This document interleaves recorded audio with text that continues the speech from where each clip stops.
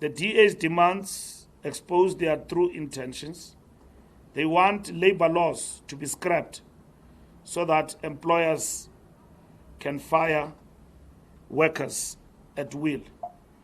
They want black economic empowerment policies to be abandoned. They want to weaken institutions that have been established to reverse economic exclusion.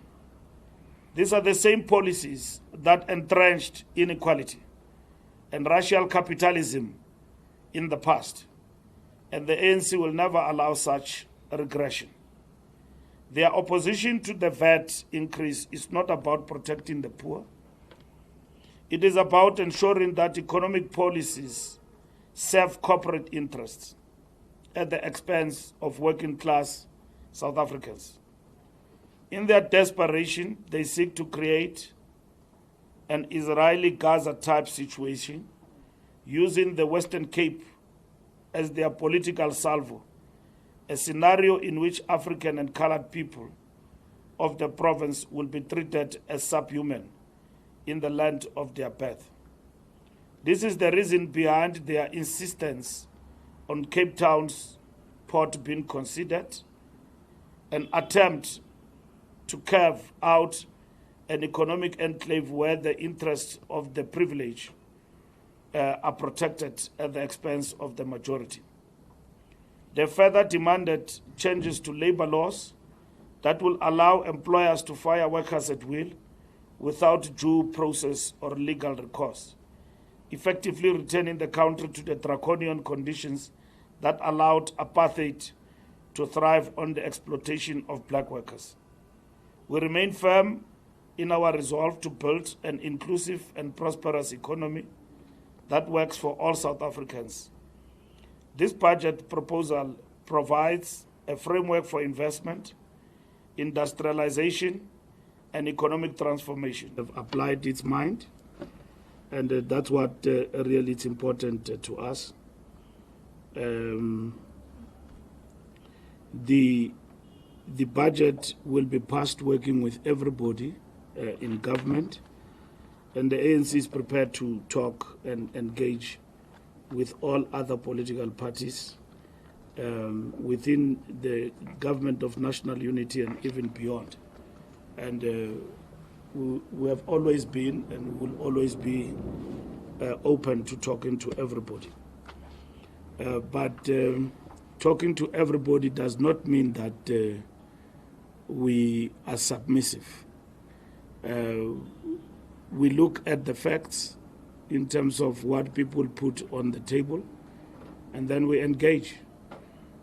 Talking past each other in the media is not engagement.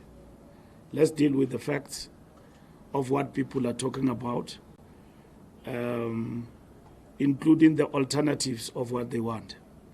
We have looked at what the DA talks about, which overall to us is blocking transformation. We have equally looked into the question of the budget itself in terms of the balance and what needed to be done other than VAT. For a moment, if we have to pause, we know that the DA would have accepted 0.5% increase if we backtracked on transformation legislation like Bella Act, Expropriation Act, NHI. And in this particular instance, we don't think that those are policy matters that you must use the budget to basically block transformation. And that's what is important. Two, if you talk about the fact that the 0% increase of the VAT affect the poor, in our manifesto, even now, we know that this does not apply to basic essentials for the poor, like bread, fruits, milk, eggs, and maize. And you can call it mukhodu, that is your own thing. You know, if we have to come, we've got to build infrastructure of highways, good infrastructure around country. But at the same time, we do not have the financial resources to do that. And then they will introduce e-tolls, probably without broader engagement, and people boycott e-tolls. But even people who are not affected, those who are basically working class, like using taxis, buses, and all of that, are actually part and parcel of the general strike against the e-tolls. But those who can afford, at the end of the day, their voices become voluminous to the point where in which even the poor and the working class are actually mobilized, and they believe that the e-tolls affect them negatively, when in the bigger scheme of things they did not. And we have passed on that. Now we are very clear that it is important to engage. 2% was high. Government have actually set 0.5 increase over a period of time, and this, depending on the response of the economy, will obviously over time diminish, and that's what it's important. Now, we are ready to engage with everybody if they have alternatives. On the left, government had cut on the expenditure of cars. Ministers used to drive cars in the range of 1 million. It was cut to 500,000, and so on. Packs like what to call credit cards were taken away probably 15 years ago, and they are not there. Flying arrangement, ministers are flying economy. That was cut as well from flying business locally, domestically. You only fly business international. They were cut from first class to business. Also, if you fly for 10 hours, you're supporting staff in terms of numbers of international trips, where you find that departmental staff were flying up and down to different meetings. That was cut. Ministers only approve the most important trips internationally. In terms of household, ministers were not paying.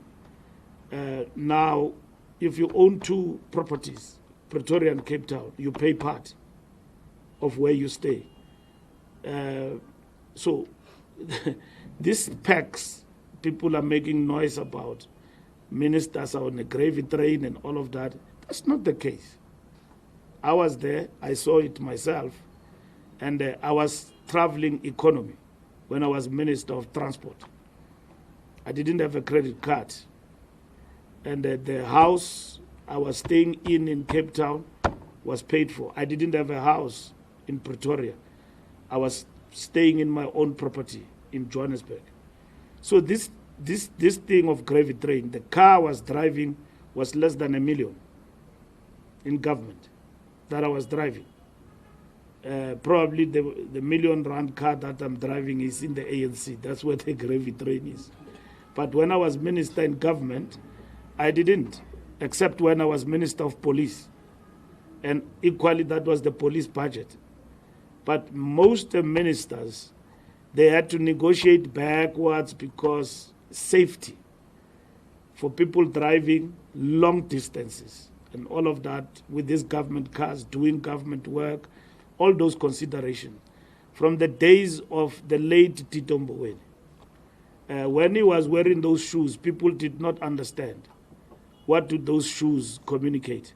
They were communicating one thing, that we're in a difficult period economically, and our expenditure in terms of government, particularly on things like those, we must not want to live, in a particular state, whereas we're saying everybody must sacrifice.